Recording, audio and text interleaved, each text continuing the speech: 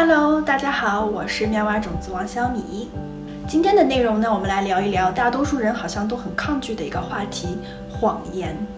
在开始这个内容前，我想说，其实我们每个人的潜意识里面都在悄悄地助长着一个谎言的世界，因为人性其实是非常难以去接受所谓的苦口良药的。在这样矛盾的心理状态里，真诚其实很难真的成为当今社会的必杀技。但我也会告诉大家，在什么情况下我们可以做到让真诚慢慢的成为我们生活中的必杀技。首先，我们为什么会说谎？归结到最简单的人性，趋利避害。谎言可以是一种自我防御的方法。每个人的小时候一定都体会过两种版本：自己做错了某种事情，老实承认，结果换来父母的一顿臭骂，你怎么那么笨，怎么那么没用。这些熟悉的字眼可能贯穿了大多数人的童年。然后还有另外一个版本，你做错了事情，但你编了一个谎言，把做错的这个事情还有责任转移到某一个别的人事物上去。这个时候会也出现两个情况：如果你的谎言被揭穿了，父母继续变本加厉的一顿臭骂，现在你不仅仅是一个笨蛋，还是一个坏蛋，因为你撒谎。但如果谎言不被揭穿，你顺利的转移了10000点的伤害，安然地度过了这惊险的时刻。当谎言不被揭穿，并让自己尝到甜头的时候，就会不断地强化撒谎的这个行为，最后可能变得谎言张口就来，还充满了各种创造性和想象力，到最后自己都分不清什么是真，什么是假。这样的心理继续延续到社会里，慢慢侵入各种人际关系当中。很多谎言开始变成了一种无关痛痒的社会润滑剂，可以小到比如说朋友约你出去，你不想去，就随便编了个理由，说自己刚好有急事，就这么搪塞了过去。这样的小事甚至都不足以上升到谎言的地步，但它确实是谎言。这种无关痛痒的小谎言，为我们避免得罪朋友，给自己造成不好的形象。我们甚至还给很多这类谎言披上了一个善意的谎言的幌子。很多时候觉得撒谎甚至是一种不可避免的体面、礼貌、会做人，或者还可以保护对方的自尊和利益。所以当我们问任何人你讨厌被骗吗？结果都是斩钉截铁的讨厌。因为被骗、被忽悠会让我们觉得自己不被尊重，陷入一种强烈的失控感、挫败感，还有对他人的信任危机。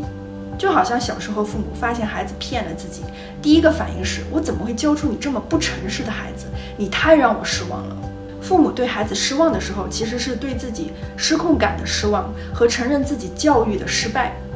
换回朋友邀约的那个例子，如果你实诚的去和朋友说不好意思，我就是不想跟你出去，朋友多多少少会觉得你不会做人，这人不能处，然后顺便怀疑一下自己是不是自己真的很讨厌，所以你都不想和自己一块出去。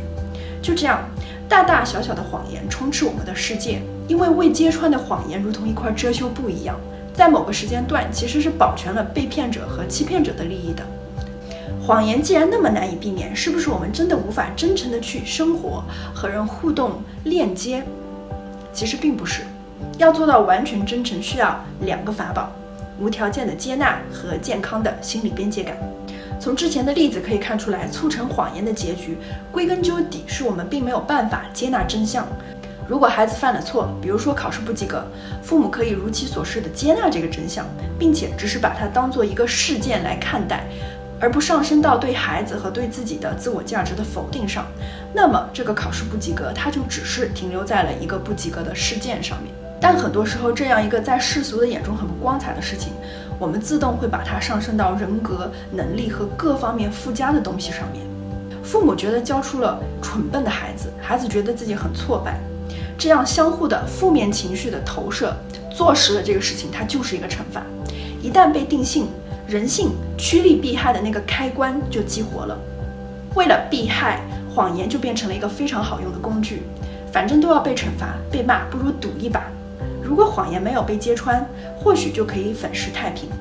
所以孩子选择对分数撒谎。对朋友的情况也一样，如果说出真相，我就是不想跟你出去，朋友可以坦然接受并理解，不上纲上线到觉得这个人是不是有啥大病啊，怎么这么说话，甚至以未来再也不邀约这个人作为一种惩罚，那么或许说出真相的这个代价它就会小很多了。我们就可以舍弃所谓的圆融和体面，真实的、安全的去表达自己的真实感受。需要我们首先无条件的接纳自己可能就是那么一个蠢笨的孩子，不会做人的朋友。但又如何？我选择忠于我自己的感受，并诚实的去陈述这个真相，你愿不愿意接受那是你的事情。同理，当对方向你诚实的阐述事实的时候，你也要明白，他只是在做自己，并不是因为你不够好或者有什么问题，你不是一个失职的父母，或者说是一个无趣的朋友。对方这样的选择和行为一定有他的底层逻辑，很多时候他甚至就只是可以作为一个单一的事件来看待。或许孩子那天他考试他发挥不好，就是因为身体不舒服，朋友那天就只是想要自己静一静，仅此而已。这里涉及的一个理念就是心理边界感。一个健康的心理边界感的意思是，我们不胡乱去对他人投射我们的情绪，我们也不胡乱接收别人向我们投射的情绪。父母对自己教育的失望投射成为一种对孩子的失望，这就是跨越了这层边界感，其实是一种不愿意对自己情绪负责甩锅的行为。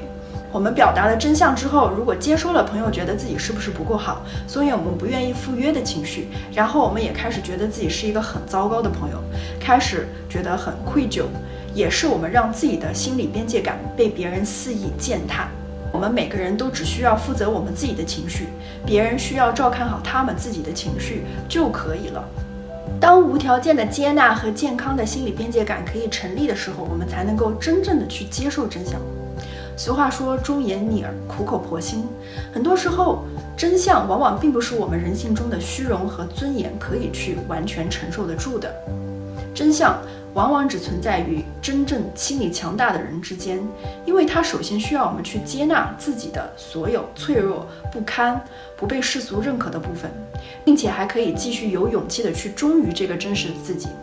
甚至做那个格格不入的怪胎。因为真实的我们自己本来就是各式各样独特的存在，是这个社会的规则理念以羊群效应的方式，让我们不再敢去勇敢地表达真实的自己，不再去做那个出头鸟。所以真诚是必杀技的世界可以实现吗？可以，但是它是建立在每个人都充分完善了自我，学会了爱和接纳自己，并且带着觉知的去生活，不会被别人的投射所支配的状态下才可以完全达到。但我们换一个思路来看，谎言恰恰又是作为人这个体验里面无比独特的一个部分。或许当某一天这个世界都演变成为大家可以开诚布公、坦然相待的时候，我们又会怀念谎言给我们带来的那种瞒天过海、信口雌黄的刺激体验了。所以，今天你撒谎了吗？